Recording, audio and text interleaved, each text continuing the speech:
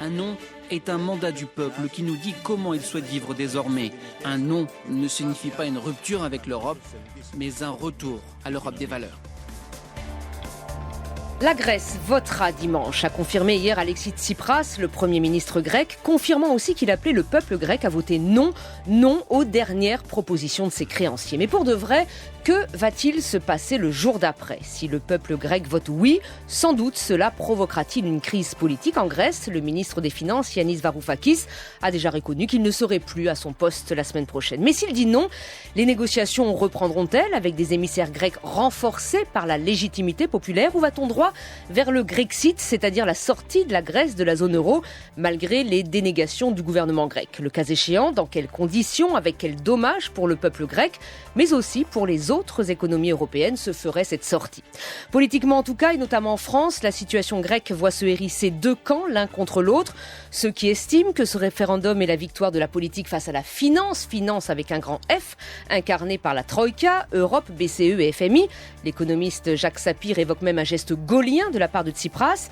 Et ceux qui, à l'inverse, assurent que l'imprévisible Premier ministre grec entraîne toute la zone euro vers le chaos absolu avec cette arme dégainée de façon impromptue, le référendum. Alors à quoi va ressembler donc le jour d'après pour la Grèce et pour le reste de l'Europe, économiquement et politiquement parlant ? Quelle issue à cette guerre des nerfs qui dure maintenant depuis 5 ans ? J'attends vos questions sur les réseaux sociaux franceinter.fr, Facebook, sur Twitter avec le hashtag Telson et par téléphone bien sûr au 01 45 24 7000. France Inter, Hélène Jouan, le téléphone sonne. Bienvenue à toutes et à tous dans le téléphone sonne. Nos invités ce soir pour répondre à vos questions. En ligne avec nous, Stelios Kouloglou, bonsoir. Bonsoir. Vous êtes député européen, membre de Syriza, le parti du Premier ministre grec Alexis Tsipras. Un mot peut-être pour commencer, le référendum aura lieu, maintenant on en est sûr, même s'il y a eu visiblement ces dernières heures quelques hésitations et certains ont cru qu'il pourrait ne pas avoir lieu. Pourquoi ce référendum ? Au début on a cru vraiment que c'était un moyen de pression supplémentaire pour le Premier ministre grec. Aujourd'hui, pour vous, il correspond à quoi ? Pour vous, c'est une arme contre ce que vous avez appelé le coup d'État silencieux de la Troïka ? Voilà, écoutez, Tsipras n'avait pas d'autre choix. Il a présenté un programme qui donnait les mêmes résultats financiers que les créateurs demandaient, mais ils l'ont rejeté. Et ils l'ont rejeté en proposant un programme tout à fait pas pratique, presque surréaliste, catastrophique. De toute façon, je vous donne un exemple. Par exemple, on proposait que tous les entreprises payent d'avance la taxation pour l'année prochaine, ce qui est sans précédent. Pas pour l'année fiscale de cette année que toutes les entreprises payent, mais aussi pour l'année prochaine. Ça, c'est sans précédent dans l'histoire de l'humanité. Et c'était une proposition pour qu'elle soit rejetée. Donc inacceptable, donc il fallait que le Premier ministre sorte une arme et se retourne devant le peuple. Oui, parce que le but de cette proposition était justement que Tsipras l'accepte alors qu'il soit humilié et tombe du gouvernement. Il ne s'agit pas d'une question, l'enjeu n'est pas économique, est tout à fait politique. C'est comme ça, c'est le cas depuis l'élection de la gauche au pouvoir au mois de janvier. Et ce qu'on veut faire, effectivement, c'est de renverser le gouvernement pour que les autres pays au sud de l'Europe ne songent pas un instant de changer cette politique d'austérité catastrophique qui a été imposée par Berlin. Merci. Alors restez évidemment avec nous, Stelios Kouloglou. Avec moi en studio à Paris, deux économistes. Esther Geffers, bonsoir. Bonsoir. Économiste donc, maître de conférence à Paris 8 et membre des économistes atterrés. Et face à vous, Philippe de Sertine, bonsoir. Bonsoir. Économiste également et membre du Haut Conseil des finances publiques. Alors vous allez avoir l'occasion tous les deux de nous expliquer, de nous dire quelles pourraient être les conséquences économiques, mais aussi politiques éventuellement, d'une réponse positive ou d'une réponse négative à ce référendum. Place maintenant évidemment aux questions des auditeurs et des auditrices de France Inter. France Inter, le téléphone sonne. Je ne veux pas que les institutions, que Bruxelles décide de mon avenir. Nous avons une histoire, je vais voter non, car je pense que nous sommes dignes de décider par nous-mêmes. Je fais partie de l'Europe, voilà. Je pense que c'est un gros avantage pour le pays et on est en train de le perdre. par des gens qui sont complètement farfelus. Je ne sais pas encore ce que je vais voter, parce que ce référendum n'est pas clair du tout. Ce que signifie le oui, le non, ce qui se passera le lendemain du oui, le lendemain du non. Intervenez 01 45 24 7000 sur la page Facebook du Téléphone sonne et sur Twitter avec le hashtag Telson. Le peuple grec face à la question qui lui sera posée dimanche. Un premier appel, il nous vient de Jean-Marc qui nous appelle des Côtes d'Armor. Bonsoir Jean-Marc. Bonsoir. Bienvenue, on vous écoute. Écoutez, première chose, je suis très content qu'il y ait une économiste atterrée parce que je pense que, parmi vous, parce qu'il y a des choses à dire. Alors la première question que je me pose, c'est s'il n'y a pas un élément punitif dans la façon dont la Grèce a été traité, et je vous dis que ça me rappelle un petit peu les tentatives d'étranglement économique du Chili sous Salvador Allende. Alors, je voudrais rajouter deux choses.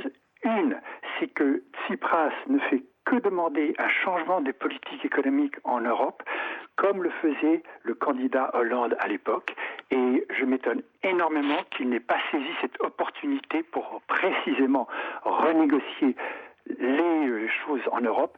Deuxièmement, me signaler que les politiques économiques d'asphyxie budgétaire n'ont pas donné de résultats bien probants depuis qu'on les applique en Europe, qui est un continent malade, et le FMI qui a produit des désastres dans les années 80-90 avec les politiques d'ajustement structurel, eh bien, semble avoir la mémoire courte. Voilà. Merci Jean-Marc. Alors, on va commencer par votre question. Est-ce qu'il n'y a pas un élément punitif dans la gestion de la crise grecque, Esther Jeffers? Oui, je pense tout à fait qu'il y a un élément punitif d'une part, et donc il s'agit de savoir de quoi punit-on le peuple grec, et je pense qu'en plus il y a un élément humiliant. D'humiliation qui est infligée au peuple grec. Alors, l'élément punitif, de quoi punit-on le peuple grec? On le punit de dire qu'il refuse de continuer comme ça, avec des politiques d'austérité qui s'appliquent, mais qui sont destructrices de l'économie grecque, de ne plus supporter les coupes qu'il y a de ne plus accepter de vivre avec des retraites aussi petites, d'avoir supporté des baisses de salaire importantes. Il faut savoir que les Grecs ont fait beaucoup d'efforts et beaucoup de sacrifices. Et tout ça, pourquoi? Pour qu'à l'arrivée, ils se retrouvent avec une dette toujours aussi insoutenable, une économie dans un état dévasté. C'est vraiment une zone dévastée aujourd'hui en Europe, et puis on le punit parce que le peuple grec dit basta, ça suffit, on ne va pas continuer comme ça. Il y a d'autres alternatives, et je crois vraiment que le cœur de la question, c'est est-ce qu'il y a d'autres alternatives, ou est-ce que c'est ces seules politiques néolibérales qui sont les seules qui peuvent s'appliquer. C'est de ça qu'on punit le peuple grec, parce que rendez-vous compte qu'il y a Podemos à côté, il y a d'autres peuples c'est ce que je crois Stelios Kouloglou appelle le virus. Le but, c'est d'éviter absolument la contagion du virus Syriza au reste de l'Europe. Du virus politique qui fait qu'il y a des peuples qui dressent la tête et qui disent ça suffit, on ne va pas continuer comme ça parce qu'on ne voit pas le résultat. Les résultats ne sont pas là. Au contraire, on ne fait que nous enfoncer dans une spirale qui est destructrice, et tous les sacrifices que nous sommes en train de faire ne donnent pas de résultats. Donc il faut autre chose. Philippe de Sertine, l'élément punitif, vous le voyez, vous, aujourd'hui, dans la gestion de la crise grecque? Non, je ne perçois pas de la même façon. D'abord, je crois que vraiment, par rapport à ce que nous venons de dire et ce que nous venons d'évoquer, l'origine de la crise grecque n'est pas la politique d'austérité. L'origine de la crise grecque est la dette grecque. C'est-à-dire, c'est une dette qui s'est développée pendant des années, sur lesquelles d'ailleurs on peut avoir beaucoup de commentaires. On ne découvre pas. Qu'on découvre pas aujourd'hui, qu'on découvre il y a quelques années, et qui a beaucoup empiré depuis 2008 avec la crise. Oui, cette dette grecque est l'origine du problème. L'origine est la raison pour laquelle il y a intervention de l'Europe, et peut-être justement là il faut revenir sur la question entre guillemets punitive, c'est de dire au fond ce que nous voulons, c'est que ce système qui crée de la dette endémiquement et qui ne pourra pas s'en sortir, nous voulons arrêter ça. C'est-à-dire, alors quand on dit, voyez, l'austérité, c'est dire on a le point d'arrêt et après pour faire quelque chose d'autre. Et la vraie question absolument cruciale qui se pose pour la Grèce et pour l'Europe, c'est de dire on fait quoi après? Et c'est probablement une question que l'Europe aurait dû se poser, notamment quand, par exemple, Antonio Samaras avait remis en 2011 avait remis le budget grec à l'équilibre. Alors après, sur la question punitive, je crois vraiment que par rapport à l'exemple qu'a pris notre auditeur, notamment par rapport au Chili, il faut vraiment distinguer, on va dire, un organisme peut-être un peu impersonnel, technique, comme peut l'être par exemple le FMI, un peu moins la BCE qui a un côté, on va dire, un peu entre deux, puisqu'elle est en même temps une institution européenne et en même temps un organisme technique. Et surtout l'Union européenne. Là, la Grèce est un peuple d'Europe qui est en face d'autres peuples d'Europe. Et à chaque fois que nous avons eu des situations dans lesquelles des peuples d'Europe doivent aider un autre peuple d'Europe, parce que cette dette qu'a à soutenir la Grèce est insoutenable, et donc il y a besoin d'une aide extérieure, c'est ce que l'Europe fait. C'est ce que l'Europe fait depuis le début de la crise. Eh bien là, évidemment, ça n'est pas une question simplement technique de techniciens en face d'un peuple, c'est des peuples en face d'un autre peuple. Et là, donc, on n'est pas du tout dans cette question, est-ce qu'on punit ou pas? On est dans la question de dire comment on va gérer les opinions publiques du peuple en souffrance et des peuples qui sont là pour aider ce peuple en souffrance. Et c'est pas simple, parce que là, évidemment, on est au départ, en général, avec une franche générosité qui très très vite peut se déliter. On le voit d'ailleurs très bien dans les sondages en France, par exemple, qui était un peuple particulièrement favorable à la Grèce au départ des événements. Et aujourd'hui, on voit effectivement que les Français sont un peu moins enclins à dire on continue à payer pour les Grecs, parce que c'est comme ça qu'ils font aussi le raccourci. Bien sûr, et donc là, on doit avoir ce jeu qui doit se nouer entre les peuples eux-mêmes. Et là, l'immense défi que nous avons, c'est qu'à aucun moment il y ait une rupture entre les peuples. Et le danger de vouloir dire un peuple contre des éléments techniques, eh bien, c'est de préparer la rupture entre le peuple grec et les autres peuples européens, ce qui malheureusement pourrait se dessiner assez vite, notamment à l'aune de ce référendum. Stelios Kouloglou. Écoutez, d'abord, alors c'est un petit peu amusant le fait qu'on continue à répéter que les Français payent pour les Grecs. Pour l'instant... Non, on n'a pas dit les Français, on a dit l'Europe aide, et là on parlait effectivement des sondages, et je disais que les Français faisaient peut-être un raccourci un peu rapide en disant nous les Français, nous payons pour les Grecs. Mais là, en gros, c'est toute l'Europe qui à un moment donné vient quand même en aide à la Grèce. Oui, mais je viens d'écouter M. Desertin qui a dit qu'il a parlé sur la dette et la question de l'aide donnée à la Grèce, tandis qu'en réalité, il s'agit d'un prêt. Il s'agit d'un prêt. Je le répète. Et jusqu'à ce moment-là, j'ai devant moi un article de Libération qui n'est pas si favorable au gouvernement grec actuel, qui raconte l'article que la France, le gouvernement français, a gagné 2 milliards d'argent depuis le début de la crise de la Grèce à cause de la crise grecque, par les intérêts du prêt donné, et aussi l'Allemagne gagne beaucoup d'argent par les intérêts très bas avec l'Allemagne trouve d'argent et tout ça. Alors, mais l'opinion publique internationale a changé d'opinion vis-à-vis de la Grèce parce que les médias ne racontent pas toute l'histoire. Et c'est là toute l'histoire, que la dette, qui est la pierre de tous du problème, par rapport à 2010, quand la crise a éclaté, la dette grecque, malgré les prêts, l'aide, tout ça, est devenue beaucoup plus grande qu'elle était. Alors, c'est comme le mythe de Sisyphus qui montait jusqu'aux montagnes, et puis chaque fois il tombait. Alors chaque soir il tombait. Et on fait comme ça. Tous les deux, à la fois les prêts et les citoyens grecs versent d'argent dans une trou noir. C'est ça ce qui se passe effectivement. Et je crains qu'après le référendum de dimanche, si les Grecs votent non, ils seront punis davantage parce qu'ils avaient l'audace de voter contre le dictat de Mme Merkel et les autres Européennes qui sont intervenus directement à la campagne électorale, disons avant le référendum, en disant que si vous votez non, alors vous serez hors de l'eurozone. Mais c'est quoi ça? Alors, ça c'est une démocratie.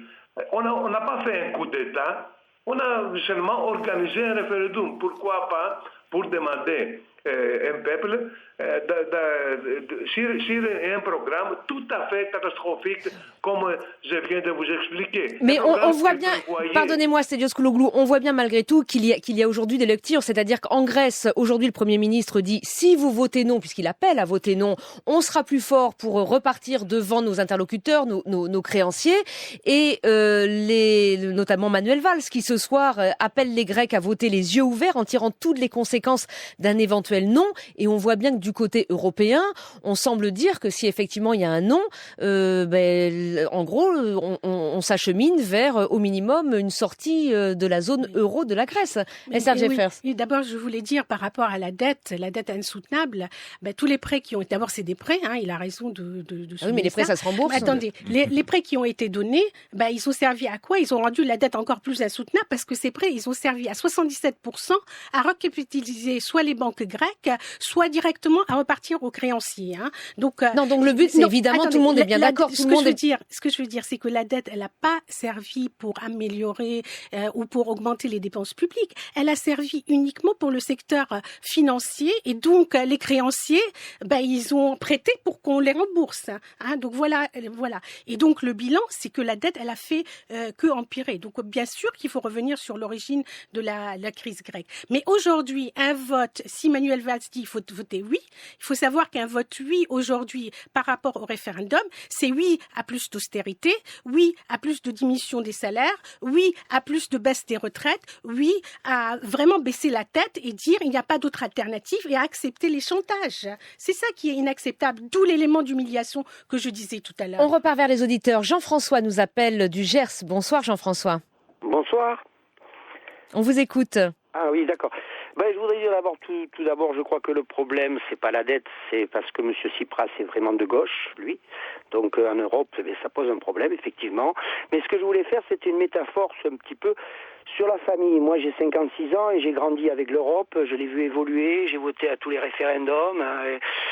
Et on nous vendait ça comme une grande famille, on va s'entraider, on va être plus forts ensemble, on va tous se mélanger, on va devenir un grand continent fort face à l'Amérique et tout ça. Et puis là, aujourd'hui, le premier qui suit pas le chemin, on le laisse tomber. Là, moi, dans ma famille, quand j'ai des problèmes de banque, je demande à mon voisin, à mon père, à ma mère, à mes frères et sœurs s'ils peuvent m'aider.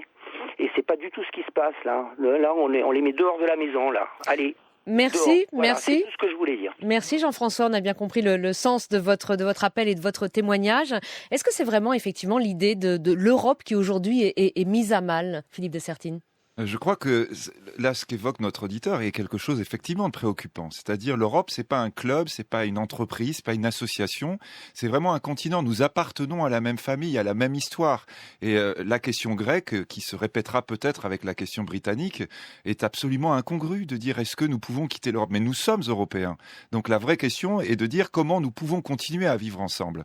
Et là, lorsque vous évoquez la métaphore de la famille, oui, bien sûr, nous sommes dans la situation aujourd'hui où, contrairement à ce que vous dites, la famille, on va dire, aide la personne et le membre de la famille en difficulté. Je crois qu'il faut le dire sans cesse. Aujourd'hui, l'économie grecque n'a pas plongé parce que l'Europe, on va dire, va bien au-delà des traités, va bien au-delà de ce qu'elle aurait dû faire si elle avait suivi stricto sensu la règle qu'elle avait édifiée. C'est-à-dire que nous prêtons notamment aux banques grecques pour pas qu'elles s'effondrent.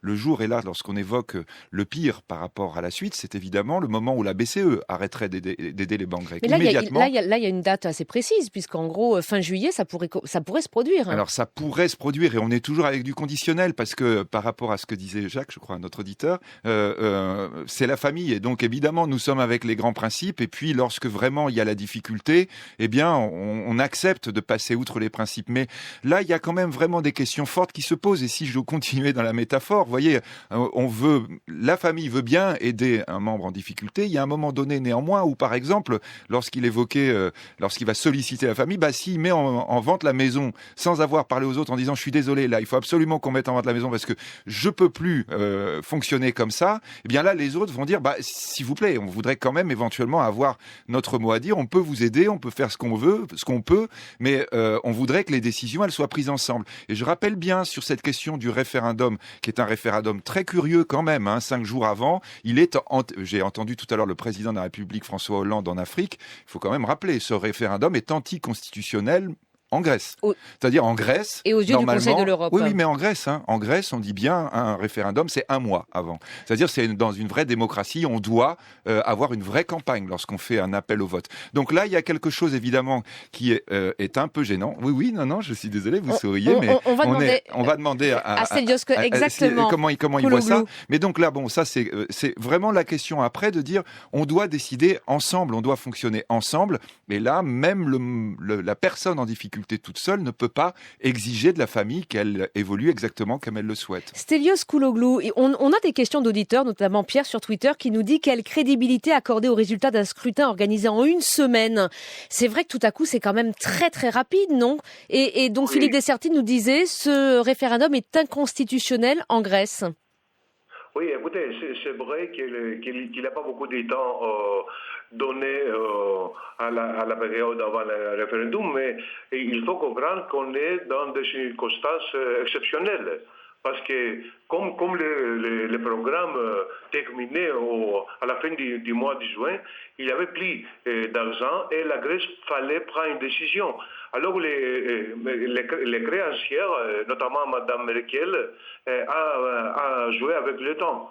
En tout le temps, on promettait à M. Tsipras qu'on va avoir un accord. Le temps passé, alors les caisses grecques... Mais on a même cru qu'il allait quand même le signer, cet accord. C'est ça qui a aussi un peu surpris tous ses partenaires. On a cru jusqu'au week-end qu'il allait le signer, cet accord. Oui, mais à chaque fois qu'il a été négocié, Tsipras a fait des efforts et à chaque fois on lui a dit allez revoir votre copie, ça suffit pas. Je veux dire, on l'a traité vraiment comme pas comme un adulte, on le renvoyant en lui disant revoyez votre copie, il faut encore donner. C'est-à-dire que là, on est dans un cadre de figure où plus ils vont donner et plus on va demander d'eux. C'est un jeu.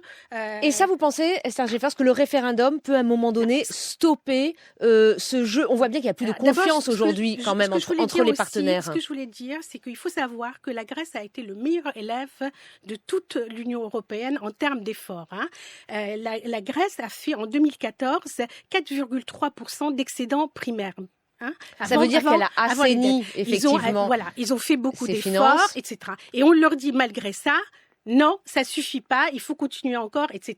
Vous voyez bien que là, la parole, elle n'est pas tenue, mais pas d'un seul. Voilà, elle n'est pas tenue non plus de la part des institutions. Et moi, je pense que c'est, pour revenir à la, voilà, si, comment on étouffe quelqu'un, quand on vous étouffe, s'il faut 2 secondes pour pouvoir respirer, prendre une bouffée d'air, vous la prenez quand elle arrive, quand vous pouvez. Et donc, on organise un référendum, effectivement, en 1 semaine parce que Tsipras a son mandat de la part des urnes, des élections, et il est normal et tout à fait mais comme tous les dirigeants européens par ailleurs. Mais qu'il redemande justement, puisqu'on prétend qu'il ne représente pas le point de vue du peuple, il redemande confirmation. Je ne sais pas pourquoi ça vous embête autant que que ça soit aussi rapide.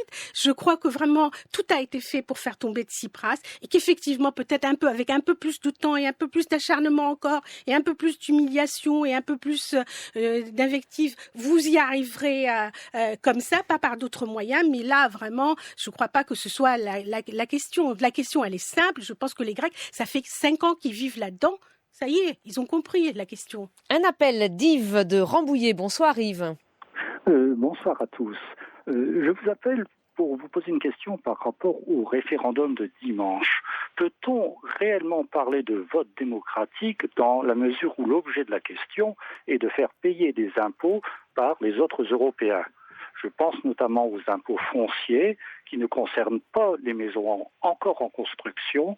Et on peut constater en Grèce que de très nombreuses maisons se terminent depuis une dizaine d'années par des fers en béton très opportuns. Ce que vous voulez dire, Yves, c'est que la Grèce n'a pas fait ses propres réformes. C'est ça que vous avez envie de dire ce soir ? Alors, ce que je veux dire, c'est que sur un certain nombre de domaines, la Grèce ne paye pas ou paye peu d'impôts ou seulement une partie des impôts dus. Mon exemple des maisons en construction est que lorsqu'on va en Grèce, on est tout d'abord choqué par un grand nombre de maisons qui se terminent par des fers à béton. Et ce qu'on m'a expliqué, c'est qu'en fait, il faut faire un plan pour une maison à 2 étages, on ne construit qu'un étage et de ce fait-là, la maison reste en construction et échappe à la fiscalité foncière. Du moins, c'est ce que j'ai cru comprendre. Merci Yves pour votre remarque. Alors, est-ce que oui, moi je voulais Esther demander Jeffers, à Yves quels sont les impôts qu'il paye en plus à cause des Grecs, hein. Ça nous coûte rien. Non, ça ne nous coûte rien. Ce que voulait dire Yves, semble-t-il, c'était que peut-être les Grecs n'avaient pas mené non plus à bien toutes les réformes qu'on est censé attendre d'un pays européen qui a signé des traités, Je pense que si, je disais tout à l'heure, l'excédent primaire structurel est de 4,3%, c'est le meilleur dans toute l'Europe. Même l'Allemagne ne fait pas ça. Hein, donc, c'est vraiment la Grèce a été un élève modèle sur ce plan-là, a fait ce qu'on lui a demandé sur ce plan-là. Et je ne vois pas en quoi ça implique que les réformes, elles sont en cours et il faut laisser un peu de temps. Je pense que, comme je le disais tout à l'heure, si on continue à appliquer ces réformes de cette manière-là, ça va être encore plus terrible. C'est pas moi qui le dis. Olivier Blanchard, à la tête du FMI, en janvier 2013, était le premier à dire « Nous reconnaissons que le FMI s'est trompé dans le calcul des multiplicateurs budgétaires. » Voilà. C'est-à-dire que quand il pensait que c'était de 0,5... finalement, ça marche pas. Oui, ça coupe, au lieu, quand vous coupez, ça coupe encore davantage dans le PIB et dans les dépenses publiques. Et vraiment, c'est terrible, la situation aujourd'hui. Ce qu'il faut, c'est tout le contraire. C'est des investissements, c'est faire relancer la machine, c'est avoir un programme pour que l'économie grecque reparte, pour que le chômage soit résorbé si possible, un temps soit peu. Aujourd'hui, il y a 26% des Grecs qui sont au chômage. Et encore plus, évidemment, chez les jeunes. Voilà. Stelios Kouloglou, qu'est-ce que vous répondez à Yves, qui a l'air de remettre en cause néanmoins les réformes non effectuées par les Grecs? Écoutez, il y a des réformes qu'on n'a pas encore effectuées, parce que les gouvernements précédents étaient seuls coupables, et ce sont eux qui ont provoqué la crise. Alors, ce ne sont pas les mêmes personnes qui puissent remédier la crise. Mais le nouveau gouvernement doit avoir un peu de temps pour faire des réformes, des vraies réformes, pas des régulations complètes, des chaos et tout ça. Mais on n'a pas le temps, Et la question qui se pose, je voulais vraiment demander là aux amis qui participent à l'émission, mais aussi bien à votre audience, c'est le suivant. Est-ce qu'un peuple, après des élections, a la possibilité, tout en respectant le cadre général et les accords conclus par le gouvernement précédent, soit de changer, de modifier un petit peu la politique d'austérité des gouvernements précédents qui ont abouti à une catastrophe ou non? Parce que maintenant, on nous nie pas ces droits élémentaires. Alors pourquoi... C'est vraiment la question démocratique que vous posez effectivement au sein de l'Europe. Vous dites qu'aujourd'hui, l'Europe ne nous permet pas... Pourquoi organiser des élections? Pourquoi organiser? Et d'ailleurs, il coûte cher. Alors, on pourrait économiser l'argent et payer la dette. Mais c'est comme ça. C'est ça le dilemme qui a affronté le gouvernement Tsipras. On ne lui donnait pas une seule possibilité d'avoir du temps un petit peu, de soulager les gens les plus pauvres, de commencer à faire des réformes, d'attaquer la question de la crise humanitaire et tout ça. Rien du tout. Et maintenant, on nie aussi la possibilité d'organiser un référendum. Alors, c'est quoi la démocratie européenne active? C'est quoi cette famille européenne? Où se dirige? Se dirige vers la démocratie ou pas? C'est ça. La crise nous a ramené à ce qui compte vraiment, à l'essentiel. En l'occurrence, le partage, la compréhension mutuelle, malgré les problèmes que nous traversons tous. Il y a la crise, on sait, mais on se débrouille. toujours les Grecs, ils ont l'astuce de trouver la solution. France Inter, le téléphone sonne. Intervenez au 01 45 24 7000. Beaucoup d'auditeurs qui interviennent notamment sur Twitter pour nous dire comment résoudre ces problèmes en appauvrissant les gens. C'est tout le débat qu'il y a eu jusque-là. Là, on a l'impression quand même qu'on rentre aujourd'hui dans une autre phase, c'est-à-dire le référendum qui aura lieu encore une fois dimanche. On se demande ce qui va se passer derrière. Esther Jeffers, qu'est-ce qui peut se passer lundi ? Voilà, je vais évoquer 3 possibilités. Mais avant ça, je voulais juste dire sur la démocratie et sur le FMI qui était technique aux yeux de M. Dessertine. Le FMI est en train de dire à Tsipras, non, on n'accepte pas que vous imposiez les entreprises qui font un bénéfice de plus de 500 000. Il faut changer. Depuis quand les créanciers, ils dictent les mesures budgétaires d'un pays ? Ça s'est pas vu, c'est le délire de démocratie. On a entendu votre argument sur le déficit démocratique, effectivement, des interlocuteurs de la Grèce. Qu'est-ce qui peut se passer au lendemain du référendum ? Bien sûr, tout dépend du résultat du référendum. Premier cas de figure, le référendum, les Grecs votent oui, non. Donc, et à ce moment-là, je pense que les négociations pourraient reprendre, avec donc, si possible, des négociations sur la restructuration de la dette, parce qu'elle est insoutenable, tout le monde est d'accord. Ça, c'est le premier point qui est indispensable, et Tsipras l'avait dit dès le départ, c'est dans son mandat. Et le deuxième, rester dans l'Europe. Rester dans la zone euro. Deuxième cas de figure, ils votent oui. Et là, à mon avis, ça veut dire que on continue les mesures d'austérité, mais ça veut dire démission d'Alexis Tsipras. Et ça veut dire que quel que soit le gouvernement grec qui est élu, ça ne marchera pas pour la Grèce parce que tous les 6 mois, ils seront obligés de revenir pour remendier de l'aide et on leur imposera d'autres réformes. Alors pour vous, c'est non ou c'est le chaos. Et Monsieur de Sertine, dernier cas de figure. Ouais, c'est oui ou non. Mais bon, si jamais il y avait un cas de sortie de l'euro, sans pouvoir rester et sans faire changer d'avis aux institutions européennes, dans ce cas-là, la Grèce va se retrouver dans une situation où il faudra qu'elle prenne des mesures parce qu'elle n'aura plus le soutien de la Banque centrale européenne le 20 juillet, elle n'aura plus rien. Et donc, il y aura une monnaie parallèle sans doute. Mais la catastrophe, ce ne sera pas seulement pour les Grecs. Ce sera pour nous tous. Ce sera pour nous tous, pour tous les pays européens, parce qu'à ce moment-là, on se demandera qui sera le suivant. Philippe Dessertine, c'est le raisonnement totalement inverse ? Non, pas forcément. D'ailleurs, vous savez, vraiment, dans cette crise grecque, on va dire, on est comme dans une tragédie grecque. Tout le monde il n'y a pas les bons, les méchants d'un côté, le masque rieur et le masque pleurant de l'autre côté, quoi. On peut les avoir les uns après les autres. Non, je crois effectivement que ce qui, a priori, pour le moment, est peut-être majoritaire dans les sondages, c'est le non.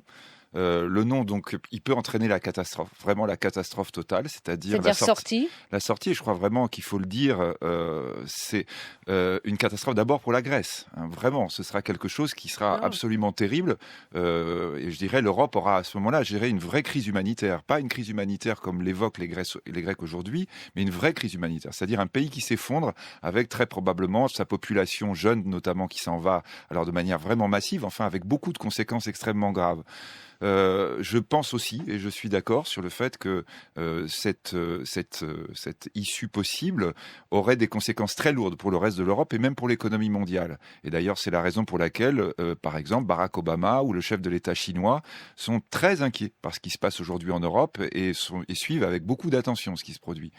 Alors après, évidemment, il y a le non et on reprend les négociations. Est-ce que c'est simplement pour peut-être aller de plus en plus vers le mur ou est-ce que c'est réellement pour trouver une issue ? Là, il y aura vraiment beaucoup de questions qui se poseront et ce sera probablement quelque chose de très très confus et très très compliqué à gérer pendant de longues semaines. Et puis il y a le oui. Et là, le oui, c'est vrai que toujours pareil. On ne sait pas qui en face aujourd'hui, face à M. Tsipras, quelle est la personne qui en Grèce incarne l'opposition. Il n'y en a pas aujourd'hui. Hein, et ça, c'est aussi un gros problème, entre guillemets, de la démocratie grecque actuellement. Hein, c'est que M. Tsipras est seul. Ou peut-être, attention, tout à l'heure, monsieur l'auditeur disait M. Tsipras est de gauche. Il faut rappeler quand même que son allié, Monsieur Pamenos, n'est pas vraiment de gauche, hein, il est même d'ultra-droite. Souverainiste, dit-on. Oui, enfin, en souverainiste et antisémite, hein, quand même, hein, donc il faut le rajouter. D'où le danger du et Obdoré, hein, qui soutient le référendum. Donc on est avec quelque chose, toujours les masques sont multiples, et très compliqué, évidemment, par rapport à ce qui pourrait se passer si c'est le oui qui l'emporte et le chaos politique. Éric nous appelle de la Drôme. Bonsoir, Éric. Bonsoir, j'avais en fait 3 questions à vous poser. Oula, faites vite. Des questions courtes. J'ai un esprit de synthèse. Allez-y, on vous écoute. C'est le problème du multiplicateur fiscal qui a bien été posé par un de vos interlocuteurs, à savoir plus... On en a déjà parlé, effectivement, le FMI, le FMI qui est revenu là-dessus. Oui, mais l'Europe n'a jamais pris ça en compte. 2, comment se fait-il que dans un programme de cette ampleur, face à un État qui est un État relativement faible, en particulier en matière de collecte d'impôts, on n'essaye pas de mettre en place des mesures institutionnelles du style mise en place d'un cadastre, qui implique un effort qui a 4 ou 5 ans, mais qu'il faut prendre en compte. La 3e question, je suis toujours très rapide, c'est comment se fait-il que l'Europe soit incapable de gérer ces dossiers, sinon en urgence? En fait, on a eu 13 Eurogroupes en l'espace de 15 jours ou 3 semaines. Et la dernière question, c'est Dominique Strauss-Kahn a proposé une solution, moi, qui me paraît pas inintéressante. C'est-à-dire faire un abandon de créances dont les modalités sont à définir sur la dette, mais et un rééchelonnement, de façon à ce que pendant une période de 2 à 3 ans, la Grèce n'ait plus à supporter le poids de la dette. Alors Eric, votre esprit de synthèse vous honore, mais il nous reste 30 secondes pour essayer d'avoir une réponse. On va peut-être juste garder la dernière question d'Eric, la proposition de Dominique Strauss-Kahn, effectivement, qu'on abandonne un certain nombre de créances pour essayer de se donner de l'oxygène à la Grèce. C'est une bonne idée, Philippe de Sertine? La proposition de Dominique Strauss-Kahn est assez radicale, en fait. C'est-à-dire on abandonne la créance, mais après on donne plus rien. Et je pense que dans l'état de l'économie grecque actuelle, aujourd'hui, c'est pas possible. Esther Jeffers? Oui, moi je pense qu'il faut abandonner les créances, mais en même temps, la Grèce peut est éligible aux fonds structurels, et donc il faut des fonds pour investir, pour faire repartir l'appareil productif, et que petit à petit l'économie grecque soit saine, redevienne saine. Merci beaucoup à tous les 3 d'avoir répondu aux questions des auditeurs de